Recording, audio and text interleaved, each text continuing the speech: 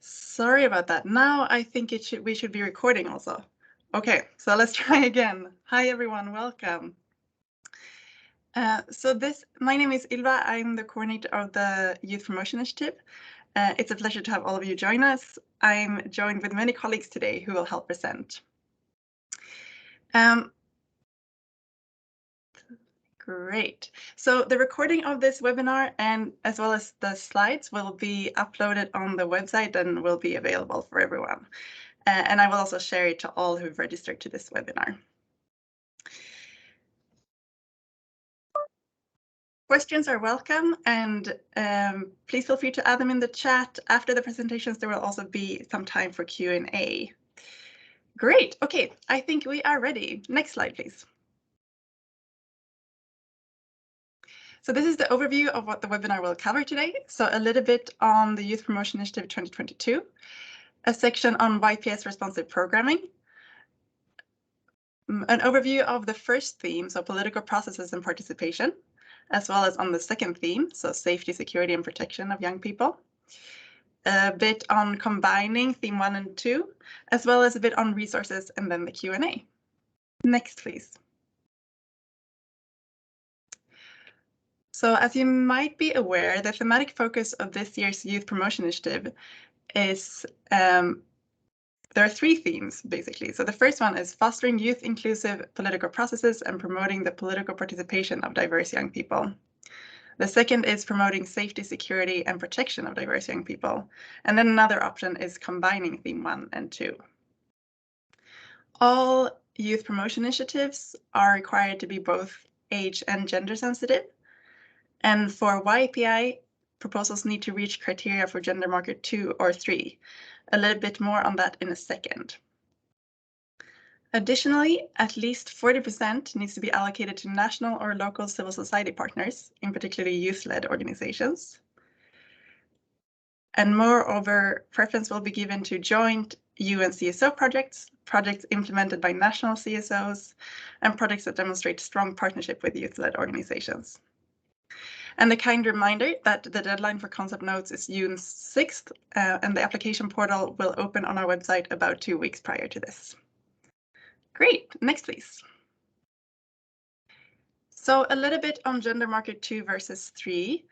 So to give a brief overview of what we mean by the PBF gender marker system. So for gender marker 2, advancing gender equality is a significant objective, but not the principal reason to undertake that project. While for gender marker 3, the principal purpose of the project is to advance gender equality and women's empowerment. So in other words, a gender marker 2 project is a strongly gender mainstream project, while a gender marker 3 project, for those projects, gender equality is fundamental to the project design and expected results. More information is also available in the gender marker guidance. You can find a link here. Next, please. Great. With that, I think we're ready to hand over to Joao. Please, if you would start by introducing yourself. Thanks. Perfect. Thank you, Ylva. Hi, everybody. Good morning, good afternoon for all colleagues joining. My name is Joao Scarpellini. I'm the program specialist on youth, peace and security here at UNFPA. Very happy to be joining. I want to talk a little bit about YPS responsive programming. If we can go to the next slide, please. So it's very important when you're thinking of your proposals that all the proposals need to be youth responsive. And by that, we mean they need to be both sensitive to young people and also inclusive of young people.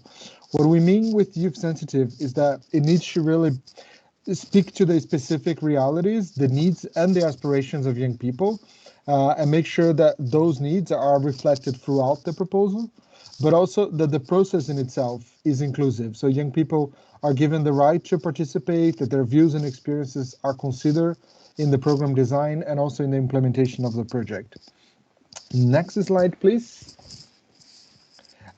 Just to make it a little bit more easy, it's useful to think of your proposals into these 3 different aspects. So really, starting with the context, this is not just a classic youth empowerment project. It should be a youth peace and security project or a youth responsive project in peace building. So really trying to think of the context where the project is going to be. It really needs to be grounded into the specific like realities of the context, but also really bringing it and spelling it out the youth and the gender dynamics of the context. So some of the questions, and this presentation is going to be shared, but some of the questions that can help you guide through designing your proposals is really trying to ask yourself, what is the social, political, and economic situation of young people in that context? So not only describe what is happening in the country overall, but trying to really explain how does that directly impact young people or reflect the experiences of young people, how young people may experience those realities different than other people from different age groups. Are there any specific challenges or barriers hindering young people's participation? So a very easy example is, normally proposals talk about women's challenges or barriers for women's participation, but it neglects to look into what are the specific challenges of young women. So try to spell it out as much as possible.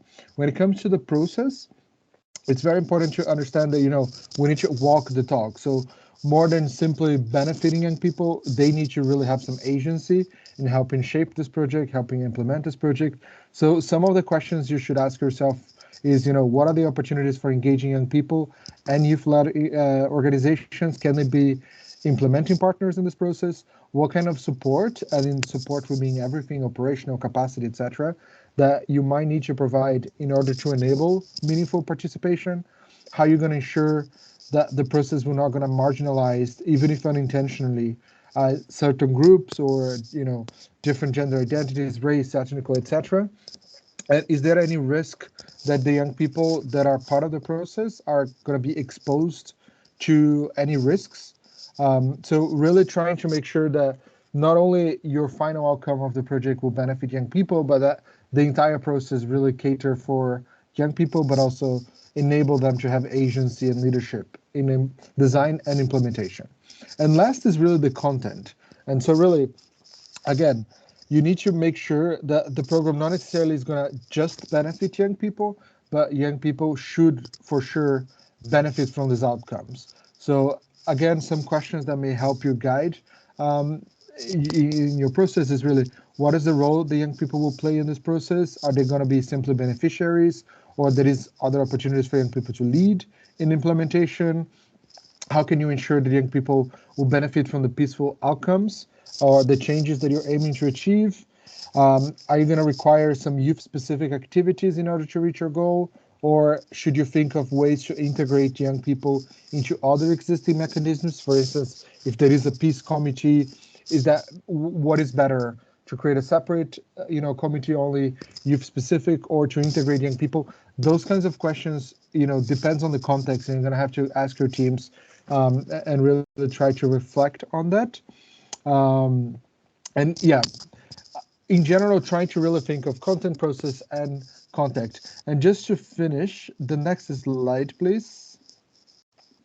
When you're designing your proposals, it's always useful to have this three-lens approach. And again, there is no right or wrong way. Each context is going to be different. But, you can think of young people as just a target group, so working with youth as beneficiaries. And ideally, for a YPS responsive project, you would be going to the next lenses, which is really thinking of young people at least as collaborators. So you engage them as partners in implementing, but ideally the proposals will really reflect young people as initiators or really recognize their leadership and their agency. So a resource that we recommend, it's linked here, but you can also find online, is the Youth Peace and Security Programming Handbook, which has been developed and has a lot of guidance in terms of how to think of your proposal. Oh, you've already shared on the link. Thank you very much, Ova. So yeah, we really encourage you to look into those resources, but really trying to think of those proposals not just as a way to achieve results that help young people, but how can you use this as an opportunity to really foster the leadership and support the leadership of young people. I'll hand over to Ilva. Thank you so much, Joao. Very important questions to keep in mind. And just to note also that the YPS handbook is now available in different languages. Okay, great. Noila, please go ahead. Thank you so much for joining us. Thank you very much, Hilva and João. Great to be here. Good morning, afternoon, and evening to all. My name is Noelia Richard. I lead the youth team at the global level at the United Nations Development Programme, UNDP, and I also co-chair the Global Coalition Task Force on Youth in Politics. I'm here with my colleague, Maria. Maria, if you'd like to introduce yourself. Thank you, Noelia, and hello, everyone. I'm Maria Stay. I'm Program Analyst on Youth Empowerment with UNDP. So great to be with you, Maria, and all. So I'd like to get us started on theme one with a slide highlighting key challenges before us when it comes to youth political participation, challenges that are relevant to most countries. From the systemic exclusion of young people in legislative and policy frameworks, norms, behaviors, and practices, including, and in particular, I should say, as related to harmful gender norms and practices, to a lack of political participation in formal politics, an imbalance in power dynamics and institutional challenges, a huge distrust and mistrust issue both ways between young people and governance institutions, financial barriers and threats. A myriad of threats against young people, all challenges which have been further exacerbated in the context of crisis, but also in particular in the context of the COVID-19 crisis. I'd also like to remind all of us from the get-go that young people's participation in political and public affairs is primarily a right. It's also an essential means to address the needs of young people and the needs of their communities. It is a way to improve the inclusiveness and the quality of democratic governance and political processes. And last but not least, it is an imperative to achieve the Sustainable Development Goals, the Youth, Peace and Security Agenda, more broadly, achieve inclusive peace building and ensure that no youth is left behind. We're now going to discuss frameworks, and I'll hand over to Maria. Thank you. Thanks a lot, Noelia. And yes, indeed, young people's participation is a key pillar of the Youth, Peace and Security Agenda. And the Resolution 2250 really urges member states to consider ways to increase the inclusive representation of young people in decision-making at all levels. The Progress study from 2018 outlines three mutually reinforcing strategies. And perhaps could we change to the next slide, please? Thanks. So the Progress study outlines three mutually reinforcing strategies of relevance in this regard, namely to invest in youth leadership and agency, to foster inclusive systems, and to partner with young people.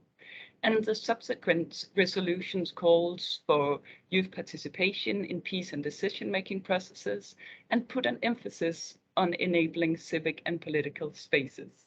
Next slide, please. In the Secretary General's reports on youth, peace and security, there is really a highlight among the core challenges of the structural barriers that are limiting the participation of young people and their capacity to influence decision-making. This is particularly true for young women. The reports also identify opportunities for participation, and these include how digital technology can open up new avenues for youth engagement in matters of relating to their life as well as society. And next slide, please. Then there is, of course, also the Secretary General's call to action for human rights, which highlights public participation, civic space, gender equality, among many other areas of relevance to youth inclusive political processes. Our common agenda really recognizes the need to listen to and work with young people, and it also addresses political space. So these frameworks and resolutions are really just to really put up front that youth political participation is a key priority, but for meaningful participation of a diversity of young people, there are still challenges that needs to be addressed. With this, over to Noelia, and next slide, please. Thank you very much, Maria. Speaking of policy and programming entry points, now just to feature a broad variety of entry points that can be considered in support to youth political participation in peace building, all really pointing to the fact that it's crucial to here again invest in youth agency, leadership, and positive role as articulated by João previously. Really key to consider the importance of supporting civic engagement and expanding the civic space for young people. Here, a clear link with theme 2, including by amending policies and procedures, by guaranteeing safety, human rights, and the physical and mental health of young people, including in the digital sphere. The need to support young people's participation in politics, both formally and informally and throughout the electoral cycle, intergenerational dimension, critical when it comes to political participation on matters of peace and security, youth mainstreaming, and also special efforts for marginalized youth. The importance of addressing discriminatory legislation, as we discussed, and their patriarchal structures and attitudes that very much persist and continue to limit the political participation of all young people, and in particular young women. Beyond looking at young people as possible troublemakers, which was very much the dominant feature of many proposals before the Youth, Peace and Security agenda was shaped. It is really key to support youth leadership, including in the prevention of such violence in the context of elections in particular. Next slide, additional entry points, just inviting us to look into also the inclusiveness of the political parties, looking at cross-party dialogues and different opportunities for peer-to-peer learning, networking opportunities, connecting that to the issue of political finance and youth-led accountability or youth anti-corruption initiatives, and a huge call, I would say, to prioritize the issue of youth political participation in the context of national action plans for youth, peace and security. Supporting research, partnering with the media are also increasingly, trends, in particular when it comes to addressing assumptions and influencing narratives about the role of youth in politics, and also addressing misinformation, which is a rampant issue in the context of crisis and post-crisis. We will now focus on theories of change, and again, a huge call to look at the Youth, Peace and Security Handbook, in particular the chapter that relates to the subsection that relates to political inclusion in that on theories of change. And over to Maria for that, and next slide, please. Thanks a lot. Yes, theories of change and fostering youth-inclusive political processes and the political participation of a diversity of young people can take many forms. These theories of change may concern young people's influence in decision-making processes relating to responsive institutions, laws, and policies. These may concern governance systems being perceived as fair and participation of all people being perceived as a fundamental right. These may also concern bridging the gap between the diversity of young people to include those that are marginalized or excluded. And as Noelia mentioned, more information on theories of change are available in the Youth, Peace and Security Programming Handbook. Next slide, please. Some of the examples of programmatic responses regarding this thematic area really includes the enhancement of early warning and prevention to counter hate speech ahead of the 2022 elections in Kenya. Another example is supporting women and youth participation in decision-making processes in the Gambia and supporting their positive role in conflict prevention at the community level. And next slide, please. Here, a third example is empowering young people, and in particularly young women, to engage in decision-making and to address local grievances in Solomon Islands. These are some out of many examples on how to work with young people and support their youth political participation In the interest of time, we are not going to go through all the examples, but the slideshow will be available afterwards. With this, over to Noelia, and next slide, please. Thank you so much, Maria. A few key considerations, some overarching thoughts and reflections that are important as you consider and you conceptualize your draft proposal. Youth inclusion or participation is not about competition amongst or with other stakeholders. This is really important because the promotion of the political participation of young people is not meant to happen at the expense of others and also shouldn't be perceived as such. Young people themselves are a diverse and dynamic group, so really inviting you to think in terms of the inclusion of the diversity of young people, including considering the diversity of hats that young people may wear in the context of the electoral cycle, before, during, or after elections. Also inviting you to reflect on how supporting youth participation in one area of politics can be a way of supporting a broader culture of inclusion at local or at country level. Important as well to consider the local level as a key entry point for promoting youth participation in matters of peace or promoting trust between peoples and institutions. And an important point to emphasize relates to the need to invest in meaningful, authentic, sustainable and direct participation of youth whenever possible. It's not enough to raise awareness or train young people in mock institutions or model programs. It's really important that the initiatives address the real participation of youth and their influence on decisions and policies. Next slide, a few references in particular related to, youth participation in throughout the electoral cycle or in electoral processes. You even have a learning course on youth participation in electoral processes.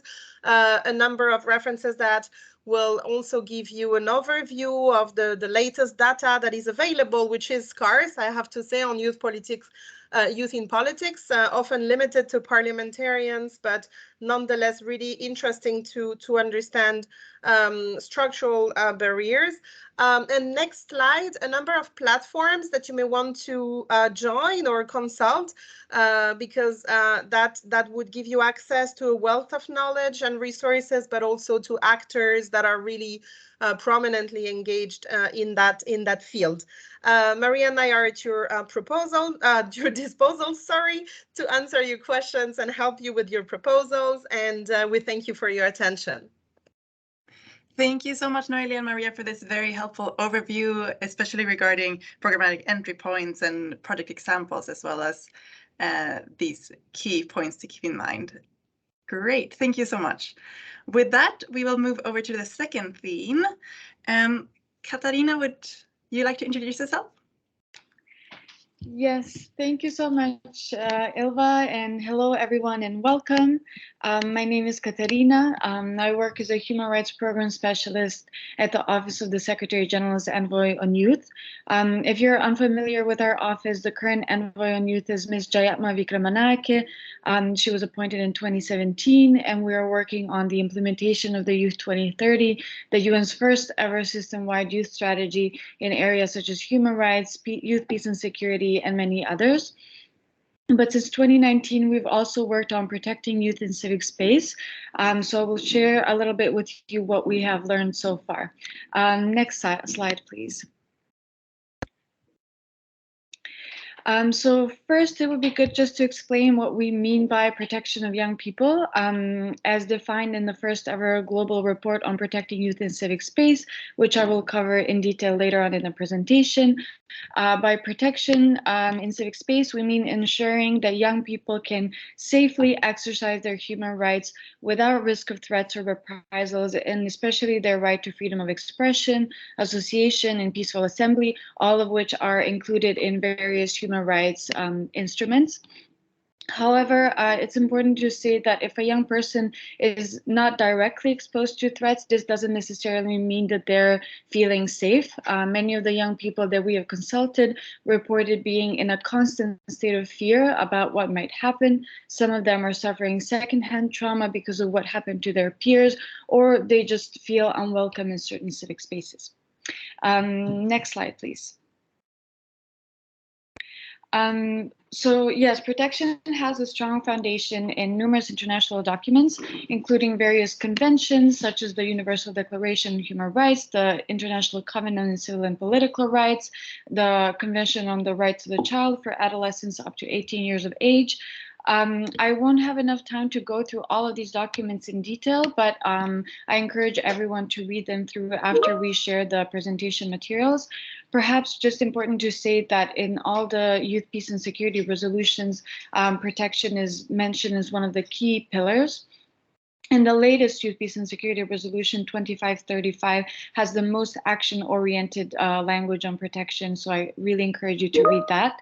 And in the first annual report on youth, peace, and security, the Secretary General has asked for dedicated guidance on protection of youth to be developed as part of the new agenda for protection for the UN system.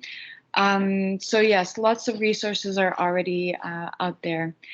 Next slide, please. So yeah, just to say that, as I mentioned, we have a strong foundation in all these documents, which means that when young people are asking for safe participation in political and decision-making affairs, they're not asking for a favor. This is their fundamental human right. And it's important to say that if young people are not protected, it's not affecting just young people. It's affecting us all, because without young people's safe and inclusive participation, it will not be possible to reduce social inequalities, to further economic development, and political leaders will not be able to fulfill their international human rights obligations. Next slide, please. Yes, so based on our experience of working on this issue, we've encountered two obstacles. The first one is that there were a lot of ad hoc, so no systematic responses by different stakeholders, including the UN and member states and civil society, to civic space related threats that young people were reporting. And in addition to that, there was a lack of systematic data collection on threats and challenges that young people are facing on a global level, because most of the data that is being collected is not disaggregated on the basis of age. And this is inhibiting policy and legislative solutions because we did not have that evidence base. Next slide, please. So this is why we decided to create a protection working group together with a lot of civil society organizations and UN colleagues and young people. The group now has more than 70 members, and through various advocacy initiatives, we work to create safer civic spaces for young people and to sensitize the existing protection mechanisms to the unique needs of young people. And so, as I mentioned, due to the issue with the lack of data collection, we decided to prioritize conducting and then promoting research on threats against young people, and also to draft guidance for systematic responses to protection and prevention of threats against young people in civic space. And as a result, we published the first ever global report on protecting young people in civic space. It's called If I Disappear. Next slide, please. After the presentation, I will share the link for the event during we launch the report. And on this website, you can also download the report and read more about the Protection Working Group and some follow-up activities. Next slide, please. So based on consultations with 500 young people, our report concluded that young people experience really a wide range of threats, including social, cultural, legal, financial, physical, political, digital. And it's important to note that these threats don't happen in isolated formats, that they often intersect with one another or lead from one to another. And they further intersect with young people's age, creating unique experiences of discrimination and insecurity in civic space. For example, compared to adult human rights defenders or peace builders, we found that young people are often still in school, they're not financially independent. They don't have access to or knowledge of different networks or legal support that can provide protection when their safety is jeopardized. And also important to mention is that threats are experienced differently depending on the youth group. As we know, young people are not a homogeneous group, so experiences will be very different for young women or LGBTQI plus youth, youth with disabilities, youth in rural areas, and others. So we have a very comprehensive list of recommendations for different stakeholders in the report, which I encourage you to read. But perhaps now just to say that we strongly believe it is important to establish open, safe, and inclusive spaces where young people can come together to discuss threats that they face and to find solutions, to establish independent mechanisms for receiving reports of threats against young people and then holding violators accountable. And lastly, to collect relevant data about threats against young people, and of course, to facilitate reporting of such threats to relevant international bodies. So there are many other things that I could say about this topic, but there's not enough time. So as I mentioned, I encourage you all to read the report in detail, since it contains information that came directly from young people who have shared their testimonies with hope that it would inform future policy, legislative, and community-based solutions to protection. I will also share my email in the chat box and the relevant links. So please let me know if you have any questions, and looking forward to catching up during the Q&A. Thank you so much. Thank you so much, Katharina. Very helpful and useful. Now I would like to hand over to the colleague from OHCHR. Qian, please, over to you. If you would start by introducing yourself, please. Thank you so much. Sure. Thank you very much, Ilva. So hello to all of you. Welcome to this presentation and webinar. Really glad to meet you all here. I suppose being one of the last speakers on this thematic issue, I am left with the challenge what else to say, because everybody has almost, my colleagues have shared really rich information and experience with all of you. It feels as if I'm going to repeat myself, so please bear with me, but I promise to try to be more inspiring towards the end. Next slide, please. Oh, first of all, let me introduce myself again. Chen Yu Lim from Civic Space Unit. I'm a protection focal point at the Office of the High Commissioner for Human Rights based in Geneva. So I'm sure all of you already know quite well what civic space is, so I won't go into details about that, but I just want to stress again, young people, they belong to the civic space and they're part of the civil society actors. And more importantly, I'd like to stress that within the civic space, we'd like to stress 3 pillars: protection, promotion, and participation. For more information on this, you can look at the UN Guidance Note on Protection and Promotion of Civic Space. We are really trying to make sure that these are the key spirits of the civic space, where we promote rights, we protect all the civil society actors, and make sure everyone can participate. Next slide, please.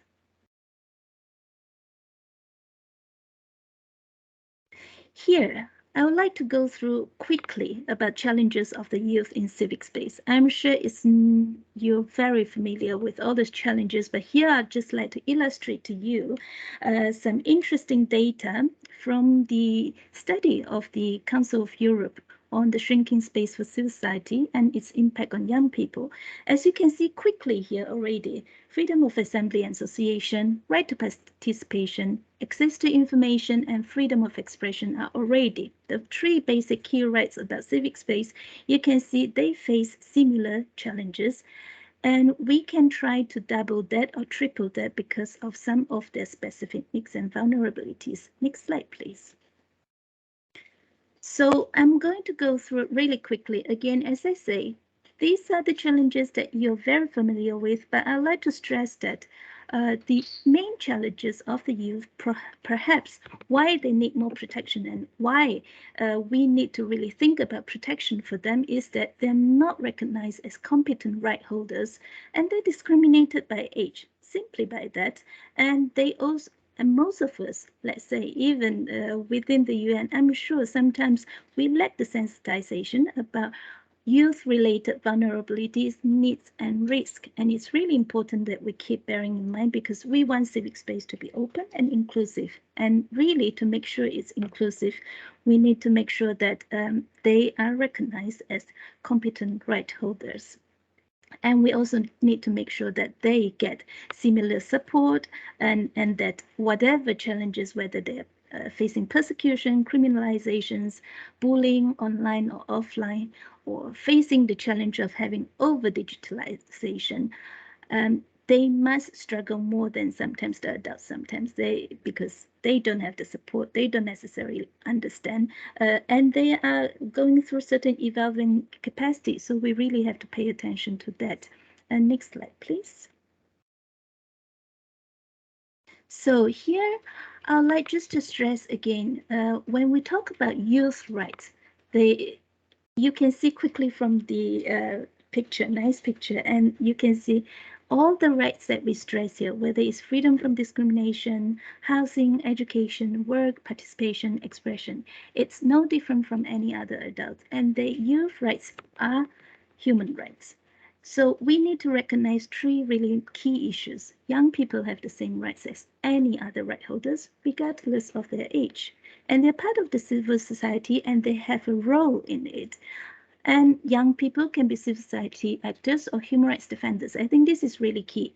I recognize that recently when we spoke with some youth from Ukraine during the war, when it just started, when I asked a simple question, so how do you protect yourself while you're actively now voicing your voices against violence and against this war, and you're doing a lot of activism? And you see that a lot of them did not have the concept what protection means. They just say, we just want to end the war. They didn't know how, or they didn't even recognize that they're human rights defenders, or potentially playing a very important role in civil society or the civil space. So please, next slide. So here are the civil society actors and also the human rights defenders definition that please click so that it will appear to the audience. And I would like to really stress people to look at this and know that human rights defenders is really for anyone who promote and strive to protect and realize human rights. So many youth, they don't realize this, and therefore they lack that type of protection. So next slide, please. Now, who has the role to protect the youth? As we're talking here, and you have heard from my colleagues, the states, the donors, the society actors at large, United Nations, and the youth themselves. I think it's really important that they know how to protect themselves, and this is something that they need to learn and be aware about. If they don't know that they are actually human rights defender, then they would have lacked the international legal backup to help them to protect themselves. So the first thing we need to do is really to ensure that the civic space is inclusive and non-discriminatory. And what else can be done to protect the youth in exercising their rights? Here I'm listing some ideas, and the ideas is quite common, general, that my colleagues have already given some brilliant ideas what you can do about it. But why do I stress on this? Let's say on increase of literacy on digital security. I think, as we heard, a lot of them face a lot of online smear campaigns or cyberbullying, and they don't know how to protect themselves. And they even perhaps expose themselves to certain threats and online sexual harassment, depending on whether they know how to really protect their own identity. So if you were to think about working with youth, this would be super interesting educational project or a type of empowerment project to help them to really do better when they start being active socially and online to protect themselves better. And I do think that establishing protection network and form alliances is even more important.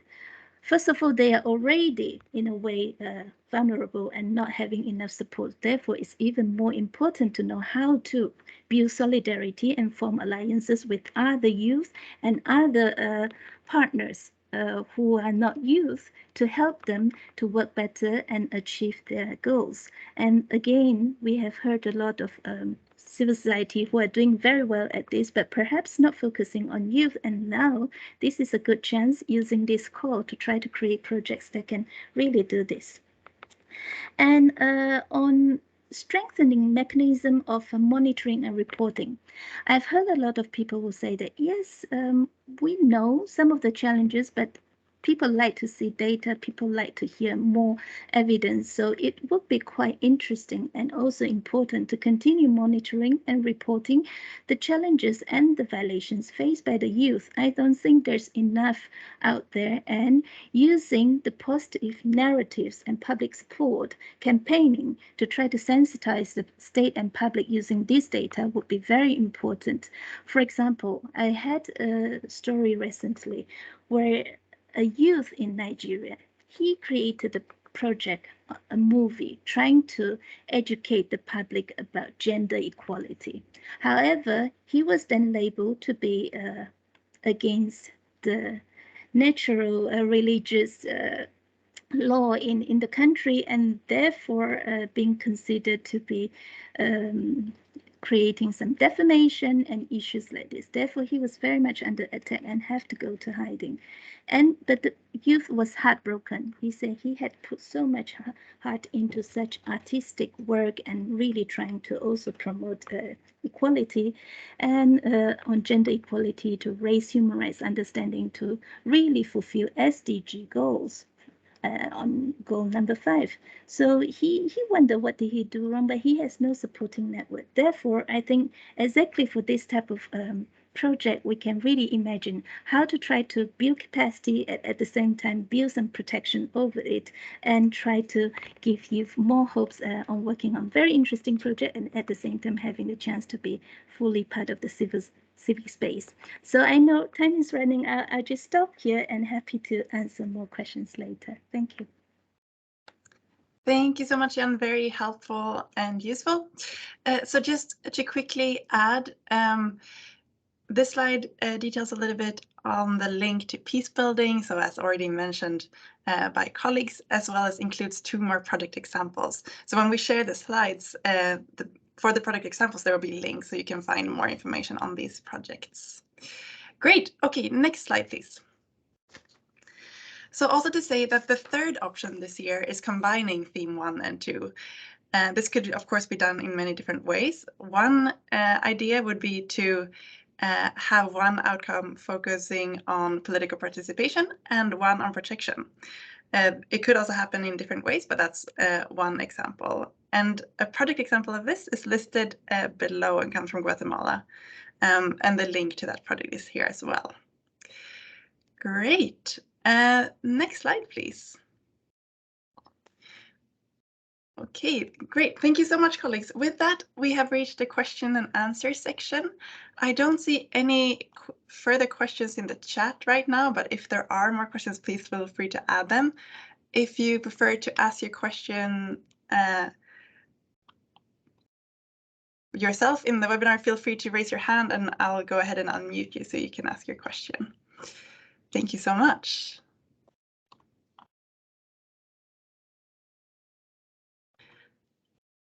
And for the Q&A, Shaza, would you like to introduce yourself also? Hi, my name is Shaza, and I work as a gender advisor with the PBSO. And yes, happy to answer any questions, although I feel, yeah, and thank you for colleagues for all for the presentation and the information and the engagement in the chat with all the questions. Great, thank you. I see a question in the chat regarding how PBF defines youth-led organizations. Are there any criteria and so on? And no, we don't have any specific criteria. I think also in the nature of defining youth, it's quite fluid and it differs from context to context and so on. So there's no strict criteria, but it depends on the context, I would say. I don't know if there's anything you would like to add on that, Joao, perhaps, or anyone else? I can just add that, yes, it's important to also observe like the local definitions because it varies country to country.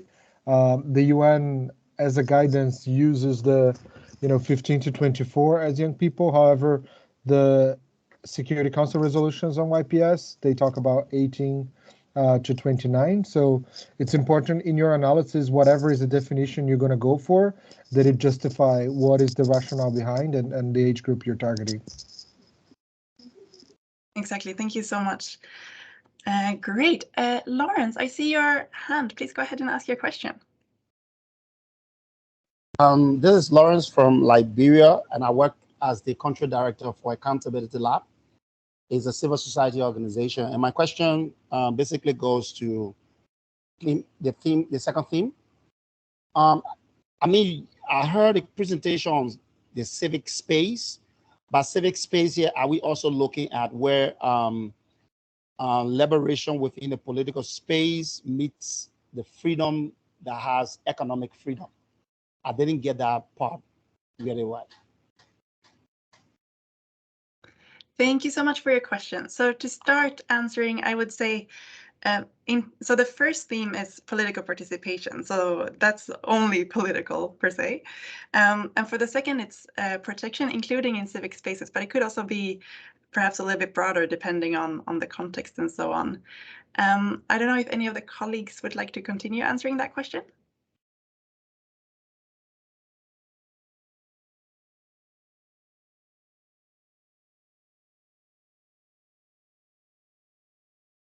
Well, just to further expand on civic space, as you may have seen on the slide, basically it's to allow people and groups or civic space actors to meaningfully participate both on and offline in the political, economic, social, and cultural life of the society. So it's pretty broad, and it's not meant to be limited either to just the right of participation, right to expression, or right to assembly. It's really broader than that. Great, thank you so much. I hope that helps to clarify a bit. I see a question regarding when we will be sharing the presentation slides. That will happen before the end of the day. Great. Are there other questions?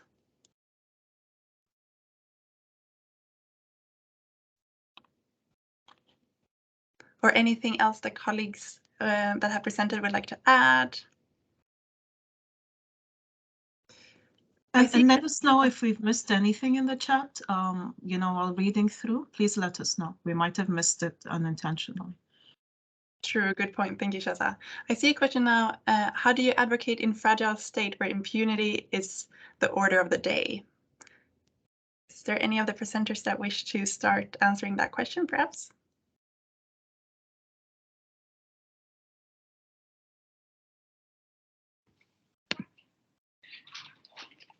I'm happy to jump in first, and perhaps colleagues can add afterwards. That's a really excellent question, and it's something that we hear often from young people who work in very politically sensitive and fragile context. I think from our experience, it's really important to be informed about how to do your advocacy safely first. Perhaps you can schedule some consultations with people who have been in the civic space for longer and who can share some tips and suggestions. It's also very good to be well connected with networks in your community so that they know what you are planning and so that they can jump in and if any support is needed. We've also had a lot of success with kind of having these briefings before events where we would inform young people about how they can stay safe while participating in public events, and we would share with them some resources they can turn to on an international level in case anything happens. The United Network of Young Peace Builders also recently developed this protection resource library specifically for young activists. I will share it in the chat box. I think that will be a really useful resource moving forward. Yeah, thanks for the question. I don't know if other colleagues want to add anything. Thank you so much, super helpful. Are there any other colleagues who wish to add anything on this particularly? Yes, maybe I can also jump in just to suggest that it's obviously not going to be easy because every country has different challenges and you're going to face with some obstacles. And this is where it will be very interesting to bring the youth energy and the others all to come together and to really have a more powerful voice. I'd like to give an example.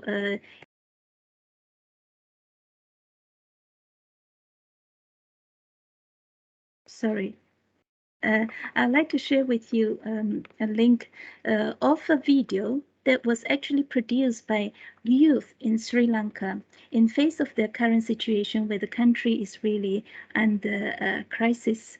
And they try to say, using their own understanding and their own peaceful way of demonstrating what the truth is. It's truly interesting. And I think this is, again, one idea for you to consider how you can use the social media to really present the idea of peace and protection. And it's actually additional protection because they're so visible, and the video is actually done by them, and everybody's speaking out. And I think the fact that you're speaking out, it's a form of protection. And the fact that if there is impunity and it's being spoken out and that there's recognition about it, it's also another form of protection, although it may mean some risk involved as well. But it's important to keep thinking that whatever that is done, it's not going to go futile, but there is always avenues for more. So I'm just going to share with you this video that really inspired me. I hope it inspires all of you too. Great, thank you so much. And just to build on that a little bit, there's also a specific question in the chat regarding if economic empowerment is part of protection. And from the PBF side, I would say that it would have to be well justified and context specific and so on. So the whole project could not be around economic empowerment, but perhaps there could be like an element of that if it's well justified and so on. There's also a question if there are opportunities to ask further questions by email after this meeting. That leads me to an important point to highlight, that the first point of contact for questions will be the PBF secretariats and focal points. So the list for that will be shared together with the slides by email to everyone who's registered before the end of the day today. For if you want to take the floor, feel free to raise your hand and we will unmute you. Let's see. Great.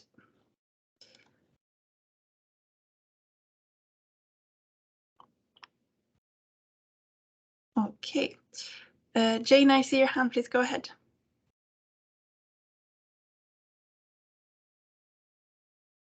Thank you. Can you hear me? Yes, thank you. Oh, thank you. Yeah, thanks. Yes. Could you please clarify then, if we registered for this webinar, we will be receiving the presentation. We don't have to register for anything else. But I was just confused by perfect. Thank you. No worries. Yeah, so everyone will receive the slides as well as the contact list for PBF focal points and secretariats in the countries. Hope that helps. Thank you so much. It does. Thank you. Great presentation. Thank you. Thank you. Thank you for joining us. Potina Moses, I see your hand. Please go ahead. Sorry if I pronounced that Thank incorrectly. you so much. My apologies, first of all, for late joining. I am Mr. Putia Moses from South Sudan, representing one of the vibrant civil society in South Sudan. And you know very well that we are dealing with a fragile kind of a state where impunity is the order of the day. And that is why I had seek for your experience, although I think you might have covered a lot in regards to state fragility and advocacy on governance and security issues.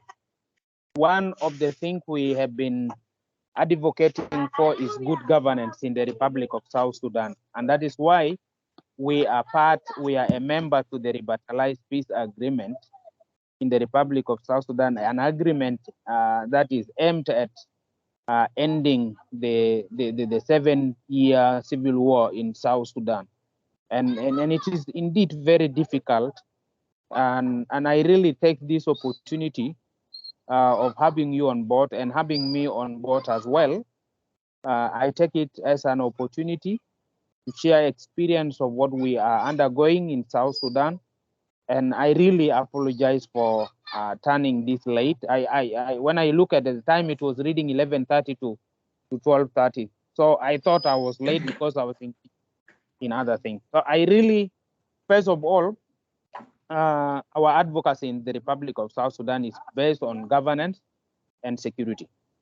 Governance, why? Because we are dealing with top leaders who are really resisting democracy and had wanted to build up a tyrant kind of a state. And that is why you hear of killing, you hear of displacement, you hear of people going to other countries here and every now. Communal conflicts are everywhere. And so as a state, we are not an island. We are a state that makes up 194 countries of the United Nations, and where we are not subjected to isolations, whatever cost it is. And thank you. That's what I had wanted to say. I think if there was time, I would share with you what the challenges, the opportunities, what we are doing. I think I would have loved to share a lot, but because of the interest of time, I couldn't do that. Thank you. Back to you, Skondal. Thank you so much for sharing these points. Great. There are a few more questions in the chat. Let's see. So there's one question regarding when proposals will be launched. So this call is open now, and the deadline for submitting concept notes is June 6th. The online portal to submit concept notes will open about 2 weeks ahead of that deadline. Great. Colleagues, please help me if I have missed questions in the chat. There's a lot of them now. Ylva, there's one question I don't think we've answered regarding how most of the recipients of our grants are UN organizations and how we intend to improve CSO's participation. I mean, I could start and you can, you know, like I think this is something that we're constantly we're quite aware of, and we're always trying to find ways to kind of become a bit more accessible to CSOs. One of the reasons why we're, I believe with the YPI, we also encourage CSO YPI, CSO UN partnerships. And not just as recipient organizations, there's the 40% allocation. However, yes, we are aware that there is a bit of a disproportionate kind of recipients being to the UN, but yes, I think this is something that we're still trying to kind of improve on. I don't know if Ylva, if there's something specific to this round of calls that you'd want to highlight. Yeah, thank you so much. No, that's true. That unfortunately, as a headquarters-based fund, we have eligibility criteria that are quite strict, and at this point, there's not much we can do about that. But we have to try to work within this framework that we have at the moment, unfortunately. But there are possibilities to partner with other applicants, and our eligibility criteria are for direct recipients, so not implementing partners. So that might help as well. But in terms of eligibility criteria and all those aspects, please see our interwebinars for more information on that. Hope that helps to clarify a bit as well. Thank you so much for that question. Great. So I see a question regarding proposal templates. That's already available on our website in the link shared above on the research page. Hope that helps as well. I see a question also. I mean, you haven't mentioned youth and radicalization. I'm not quite sure what the question refers to specifically. That's not one of the themes this year, so that's why we haven't focused on that more. If that helps to clarify, perhaps. Great. Thank you so much, Katarina, for sharing the report also. Great. Shazza, have I missed any other questions? I'm not aware, but colleagues, please feel free to post again if we've missed anything, please.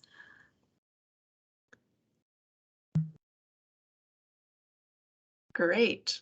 With that, I would like to extend a big warm thank you to all the presenters who helped us present today, and to all the participants who joined us for this webinar. We wish you the best of luck with developing concept notes, and I will share the slides and the contacts to focal points in country.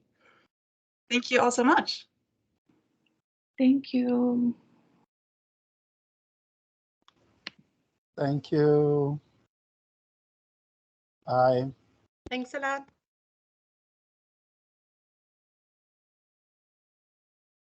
Thank you.